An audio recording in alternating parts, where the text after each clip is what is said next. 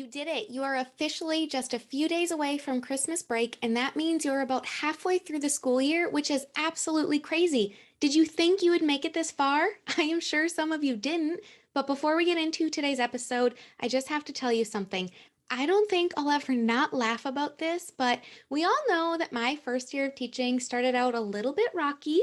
In my mind, everything was going fine, but Christmas break finally came. Of course, I wasn't quite on the ball, and I had to go up to the school during Christmas break. And while I was there, the janitor, one of our lovely janitors, saw me making some copies in the staff room. Nicest lady ever, seriously, so kind, but she definitely told it like it was. So there I am, I'm making my copies. She walks in, she gives me the most surprised look ever, and she goes, "Wow, didn't think I'd ever see you back here again."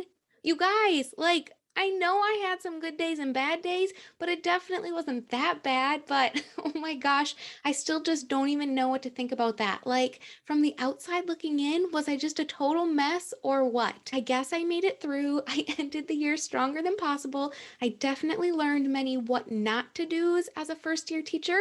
And here we are, 7 years later, just killing it. I mean, I'm just kidding. But seriously, do as I say, not as I do, and learn from my mistakes. Today, we are talking about what to do before you head off on break so that you can enjoy the time you have off, hang out with your family, and do whatever you want to do, and just enjoy your life. And hey, I'm totally not saying you can't do any teacher things over break because sometimes working is fun and it just makes us feel better. But like always, I hope it's a situation where you're working because you want to and because it brings you joy, not because you have to in order to survive day by day. It's no secret most schools do not have a teacher workday between the last day in December and the first day back in January, which means you need to be super productive in the days leading up to break. If you do anything before you are heading off, these are the 5 things that I really hope you take time to do. Number one, I really hope that you take time to love on your students. It's going to be so tempting to try and finish up all of the things that you need to do while your students are working independently, but really try to find a balance. We need to remember that not all of our students are going home to a safe space. Your classroom has been a safe haven for some of your students for these last 5 months. It's a place where they feel seen, they feel heard, they feel loved every single day. And as you're wrapping things up for the year, remember to continue to show them just as much love and grace as you have, even maybe a little bit more love and grace that you've been giving them, because they might not receive that same thing when they get home. They might not receive a warm hug or a smile for the next 10 to 14 days. Some students won't have a warm meal or even a warm house. Some students won't receive any positive interactions. Some students will be responsible to care for their siblings. Others might witness abuse or may even be abused. Our students are carrying around so many burdens. So as you are getting ready to finish up this year, just be sure that you love on them just a little bit extra before they go because they really do need it. Tip number 2 is all about those stacks on stacks on stacks. And we are not talking about money because we all know teachers are broke. What I'm talking about are those stacks of papers that type B teachers seem to have going on everywhere. In drawers, in the cupboards, on your teacher table, in the to file folder. Girlfriend, get rid of all of those stacks of papers. Take a prep period or some time after school and sort through everything. File the important things, recycle the rest. And remember, if you have it as a digital copy, you do not need to keep it. Nobody wants to sift through a file folder to find something they need a copy of and then physically walk to the printer to make a photocopy of it. We all know you're just going to send it to the printer straight from your laptop anyway, so recycle that copy and move on with your life. With that brings tip number 3, clean anything and everything. Give your students the sanitizer wipes and let them go to work. You can even make it a competition and say whoever has the dirtiest wipe gets to pick a prize from the prize bin. Organize your classroom library, your small group table, your teacher spot. Clean it like you're prepping for the very first day of school. Coming back from break with a clean slate really will make it just that much easier to come back. I promise you. Tip number 4, prep, baby, prep. I know I talked about this one last week, but make sure you have the first few weeks of January planned out and ready to go. The more prepared you are to start the year, the better the new year will go. I'm talking about lesson plans, classroom calendars, new student jobs, changing your bulletin boards, whatever it is, whatever you envision your classroom looking like on the day you get back from break should all be as ready to go as possible before you leave for break. I will be talking about this on an upcoming episode, but as you're planning, also remember that you need to plan to review procedures, spend extra time rebuilding those relationships back up, and doing a lot of the same things that you did in August during back to school. I know you're only going to be away from your students for a couple weeks, but those couple weeks, students seem to forget everything. So plan it in now so that you're not stressed later. When I'm prepping my room for break, I personally like to make sure my classroom is completely cleaned and organized. Christmas decor is taken down. My back to school activities and New Year's activities are prepped and ready. My lesson plans for the first few weeks back are printed and laid out. My bulletin boards are changed and ready for the New Year activities. The January calendar is hung. Student jobs are ready to be picked. My SEL lessons are prepared, and everything for that week back is printed, organized, and ready to go. If something happens to you over break, you have a delayed flight, you're sick, for some reason you cannot make it back for that first day after break, it should not be a problem for someone to walk into your classroom and take over because your plans are there, the activities are there, the room is cleaned, and everything is good to go.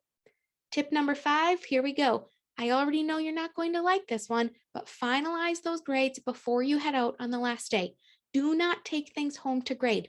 Do you hear me? Do not take anything home to grade. If you are required to give a final on the last day, do whatever you can do to get it into the grade book before you leave school. Even if you have to plan to stay just a couple hours later, if you have to take home that stack of papers, it's going to weigh on you all break long. You're going to hate yourself when it's your last day of break, you still haven't touched those papers, and now instead of doing something fun, instead of going out with your friends, instead of just enjoying that last day that you have to rest and relax, if you have to grade papers, you are not going to be happy. I promise you, it's going to make going back to work that much harder. These 5 tips were quick and dirty, and I know I'm asking a lot of you. You might be thinking these are impossible asks, but just trust me, if you take a few extra hours during these next few days to get these things done so that you can enjoy your entire 10 to 14 days off, you'll be thanking me. Maybe not right now, maybe not when you're staying a little bit later on a Monday or Tuesday, but I know you will. Do not get into that mindset that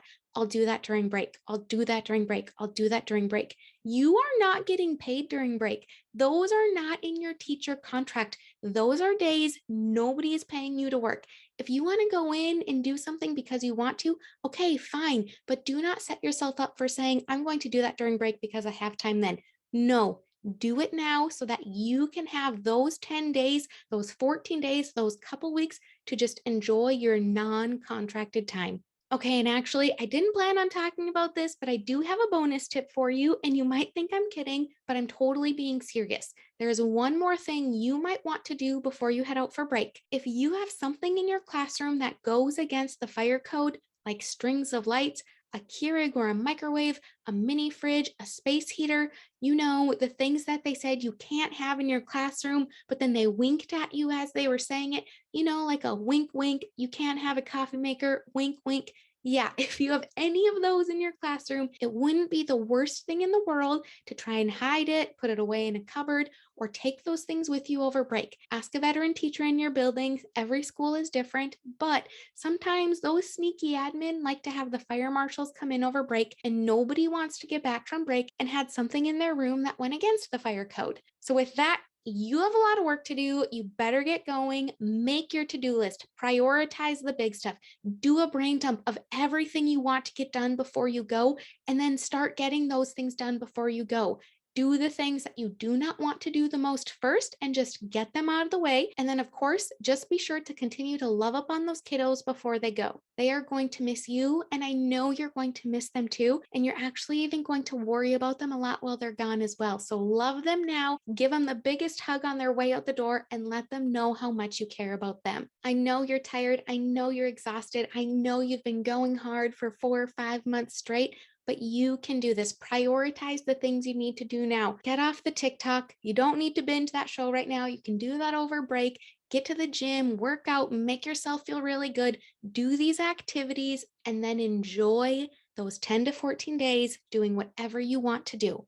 If you need anything at all, reach out to me on Instagram at North Dakota Teaching. I'm sure we'll talk soon, but if not, enjoy these last few days and enjoy your break. Please know that I'm praying for each and every one of you. I'm praying for your health, your mental well being, your safety, the travels and the trips that you're going on, and just for the little things that you go through every single day, because I know we're each fighting a battle that nobody sees.